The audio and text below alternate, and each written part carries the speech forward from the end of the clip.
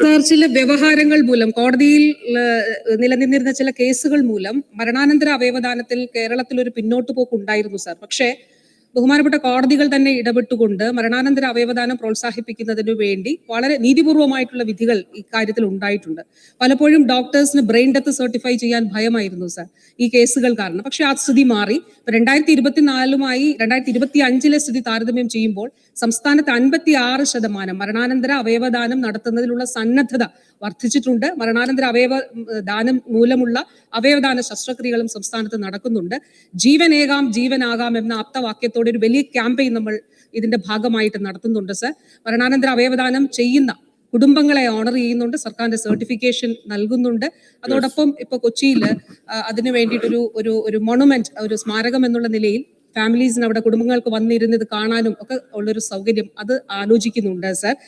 രണ്ടാമത്തെ പ്രധാനപ്പെട്ട കാര്യം ബഹുമാനപ്പെട്ട അംഗം ചോദിച്ചത് ട്രാൻസ്പ്ലാന്റ് കഴിഞ്ഞവർക്ക് എങ്ങനെയാണ് സർക്കാർ സപ്പോർട്ട് ചെയ്യുന്നത് എന്നുള്ളതാണ്.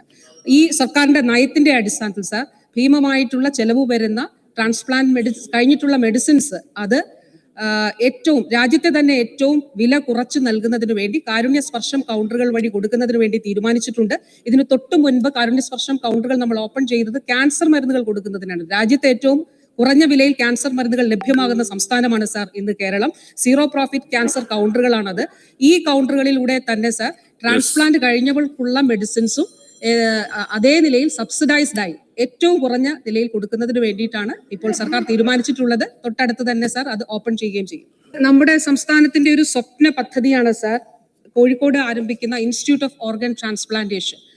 അപ്പോ കിഫ്ബിയിലൂടെ ബഹുമാനപ്പെട്ട സിഎമ്മിന്റെ നിർദ്ദേശത്തിന്റെ അടിസ്ഥാനത്തിൽ 643.88 കോടി രൂപ ഇതിനു വേണ്ടിയിട്ട് അനുവദിച്ചിട്ടുണ്ട്.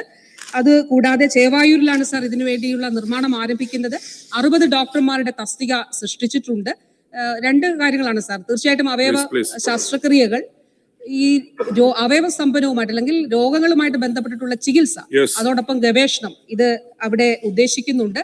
സംസ്ഥാനത്തെ ഏറ്റവും മികച്ച സ്ഥാപനങ്ങളിൽ ഒന്നായി രാജ്യത്തിന് തന്നെ നമ്മൾ നൽകുന്ന ഏറ്റവും വലിയ സംഭാവനകളിൽ ഒന്നായിരിക്കും sir institute of organ transplantation കോഴിക്കോടുള്ള. സർ, നമ്മുടെ സംസ്ഥാനത്തിന് വലിയ അംഗീകാരമാണ് ഈ അവയവമാറ്റ ശസ്ത്രക്രിയ. നമ്മുടെ സർക്കാർ ആശുപത്രികൾ വലിയ അംഗീകാരം നേടിയെടുക്കുകയും ചെയ്തു. പ്രത്യേകമായിട്ട് അഭിനന്ദിക്കുകയാണ്. ഈ സ്വകാര്യ ആശുപത്രികളിൽ നമ്മൾ അവർക്ക് ലൈസൻസ് കൊടുക്കുന്നത് എങ്ങനെയാണ്? അതിന് പ്രത്യേക ഫീസ് സംവിധാനങ്ങളോ മറ്റു കാര്യങ്ങളൊക്കെ ഈടാക്കുന്നുണ്ട്? സർ, രാജ്യത്ത് transplantation of human organs and tissues act പ്രകാരമാണ് വാസ്തവത്തിൽ ഈ പ്രവർത്തനങ്ങളൊക്കെ നമ്മൾ നടത്തി വരുന്നത്. അതിന്റെ അടിസ്ഥാനത്തിൽ നമുക്ക് ഇതിനു വേണ്ടിയിട്ടുള്ള ഒരു എക്സ്പേർട്ട് കമ്മിറ്റി ഉണ്ട്.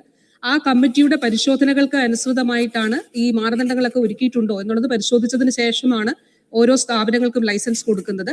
ആദ്യത്തെ തവണ ലൈസൻസ് എടുക്കുമ്പോൾ സാർ അതിനൊരു ഫീസ് നിശ്ചയിച്ചിട്ടുണ്ട്. ഏതാണ്ട് 12,500 രൂപയാണ് ആദ്യത്തെ തവണ. പിന്നീട് കൃത്യമായ ഇടവേളകളിൽ 5 വർഷം കഴിഞ്ഞിട്ട് വീണ്ടും ഈ പരിശോധനകൾ നടത്തി ലൈസൻസ് പുതുക്കി കൊടുക്കും.